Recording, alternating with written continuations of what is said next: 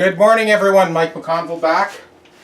Well, Randy was by to pick up his smokin' 61 Tele, and we've got a couple more new things to show you today. First of all, we've got Mike's Ibanez. I have marked all the high spots. We're going to make up a radius gauge so those strings are a perfect match to the fingerboard radius. We'll level those frets at the upper end. So the mass here does not flex. The rest of the neck does. So we're going to nick all those high spots, recrown and polish. Beautiful burl top. Love the finish on this thing. Bartolini pickups. Nice. Brian just left. He just dropped off this beautiful Alhambra, made in Madrid, real deal flamenco guitar. Gorgeous. Cypress back and sides. Look at the rosette on this thing. And here's the headstock detail.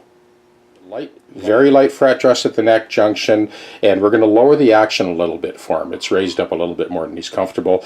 We may end up just finessing those nut slots as well. And as always, we'll be giving you a play-by-play, step-by-step on both of these guitars. So we'll walk you through this one as well. And we'll start by loosening those strings, and we'll make up that self-adjusting radius gauge that you've seen me do in so many other videos. And then we'll get to dressing those frets at the top end and bring this thing up to 100%. So we'll start by getting a tracing off those upper frets, because those strings were not really adjusted properly for the fingerboard radius. That was part of the problem. No, it's a little steeper yet. Here we go, right on the money. This needs to be made wide enough to span the 5-string bridge. So we got enough width there to go right across the bridge. We got a perfect match to our fingerboard radius.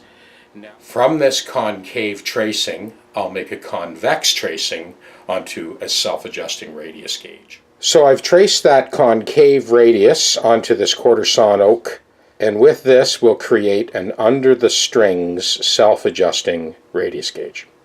I've cut that just the right length so it fits in between the bridge casting walls, right? So you can slip it right in there. The underside of this one is actually radiused a bit because there's steps for the saddles across here.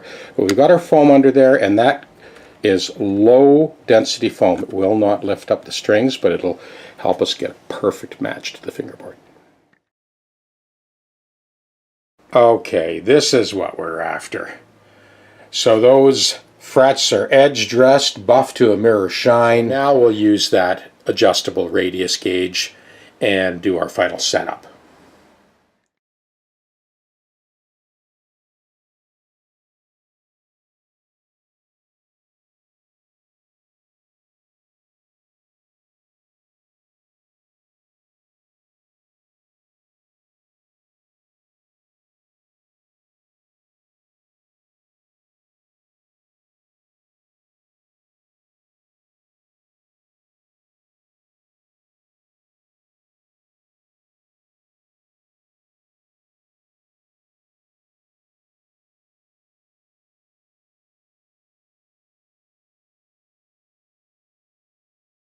We start by adjusting the action of the two outside strings, the low B and then that G, the high G.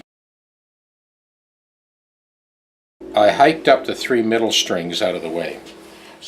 So now we just drop each saddle down until it just kisses that radius gauge.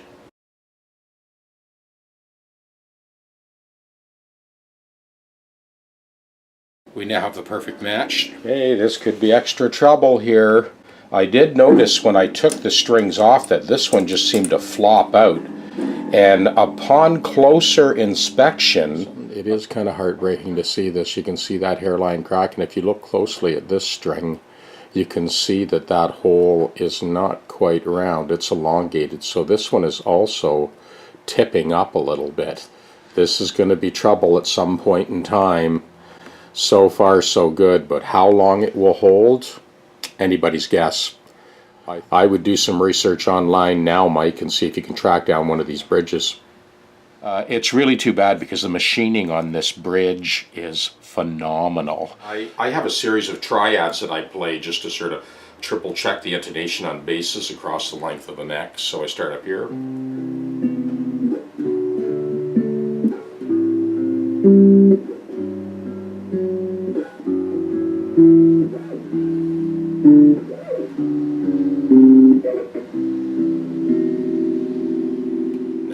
All of those high spots along the top at that neck to body junction were all leveled, recrowned, polished, the whole. And then the frets were dressed sort of end to end and buffed out. We got rid of all those sharp edges. Month of February, Canada, that's when you want to get it done. I also kind of finessed all of those nut slots to chase the strings to the leading edge of the nut, because that was disrupting the intonation a little bit too.